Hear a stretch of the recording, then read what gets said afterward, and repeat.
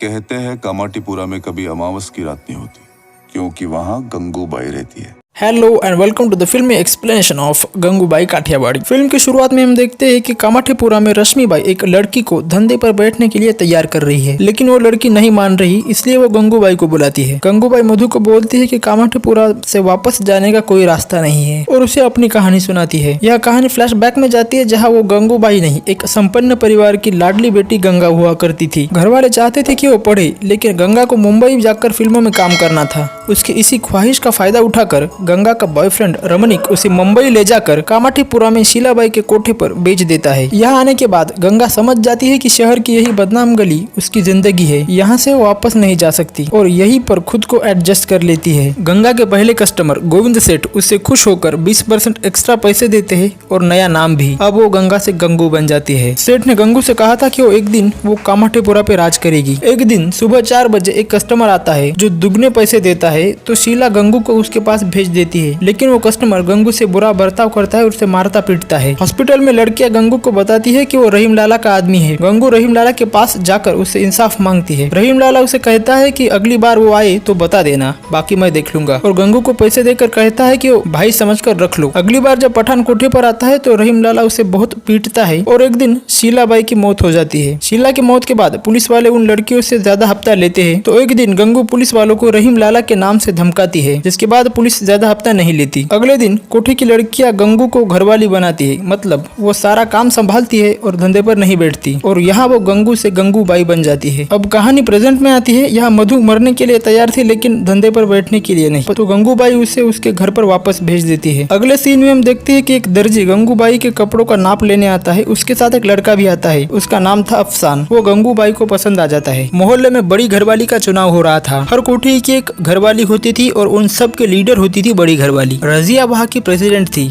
और इस बार भी वो चुनाव में खड़ी थी। गंगूबाई को भी लगता था कि वो रजिया से नहीं जीत सकती, तो वो रहीम लाला के पास जाती है और कहती है कि वो इलेक्शन में खड़ी है और उसका इलेक्शन जीतना जरूरी है, क्योंकि वो कामाठीपुरा की महिलाओं को पढ़ाना चाहती है। रहीम लाला उसे शराब के धंधे में 20% का पार्टनर बनाता है। गंगूबाई और अफसान साथ में घूमते थे और वो एक दूसरे से प्यार करते थे। रजिया के आदमी गंगूबाई को बुलाने आते हैं, तो वो उनको मारकर भगा देती है। एक दिन रजिया गंगू के कोठे पर पुलिस के रेड करवाती है, तो गंगू पुलिस को रिश्वत देकर मामला निपटाती है, लेकिन रजिया से मिलने नहीं जाती। तो एक दिन रजिया खुद ही गंगू से मिलने आती है और कहती है कि कामाठीपुरा रजिया का था और रहेगा। रात 9 बजे रजिया का भाषण था, इसलिए गंगूबाई कामाठीपुरा में मूवी लगवाती है, तो सभी लोग मूवी देखते हैं और भाषण सुनने कोई नहीं जाता। आगे गंगू के कोठे पर एक लड़की होती है जो वही काम करने वाली एक औरत की बेटी थी। किसी की उस पर नजर ना पड़े इसलिए उसे पिंजरे में रखती थी। गंगूबाई उसकी शादी अफसान से करवाती है और अपने प्यार को कुर्बान कर देती है। चुनाव में गंगूबाई जीतकर बड़ी घरवाली बन जाती है। 12 साल बाद गंगू अपने घर पर फोन करती है, तो उसे पता चलता है कि उसके पिता अब इस दुनिया में नहीं रहे। कुछ लोग ये चाहते थे कि कामाठीपुरा खाली हो जाए क्योंकि पास में स्कूल है। दरअसल वो लोग वहाँ पे एक बिल्डिंग बनवाना चाहते थे, इसके लिए वो कोर्ट में भी जाते हैं। यह गंगूबाई स्कूल में जाकर कहती है कि तुम्हारा स्कूल यहाँ पर 40 साल से है, लेकिन कामाठीपुरा 100 साल से है, तब तुमने क्यों नहीं सोचा था। इसी के साथ वो कोठे की औरतों के बच्चों का एडमिशन स्कूल में करवाती है। वहाँ एक पत्रकार भी था जो गंगूबाई की बातों से इम्प्रेस हो जाता है और कोठे पर जाकर उनका इंटरव्यू लेता है। तभी वहाँ बच्चे आते हैं और बताते हैं कि टीचर ने उन्हें भगा दिया। उनकी फोटो लेकर वो पत्रकार मैगजीन में छापता है और गंगू से बताता है कि अगले हफ्ते बड़ी रैली है जिसमें प्रोस्टिट्यूट का मुद्दा भी उठाया जाएगा, जहाँ तुमको भाषण देना है। और गंगूबाई को एक स्पीच लिख कर देता है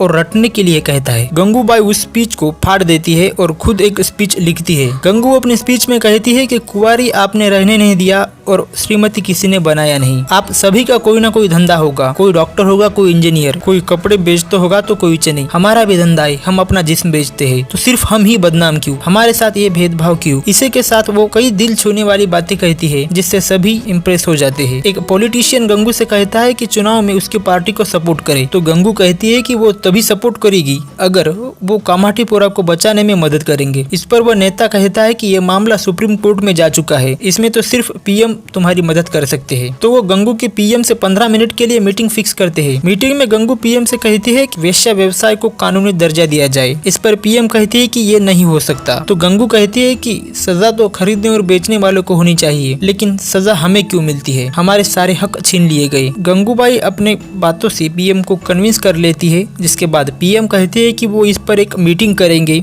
और अपनी तरफ से पूरी कोशिश करेंगे। बाद में हम देखते हैं कि गंगूबाई वहाँ की महिलाओं के लिए जीवन भर आवाज उठाती है और इसी के साथ ये मूवी खत्म हो जाती है। वीडियो में कुछ पसंद आया हो तो वीडियो को लाइक कर देना और चैनल पर नए हो तो चैनल को सब्सक्राइब कर लेना।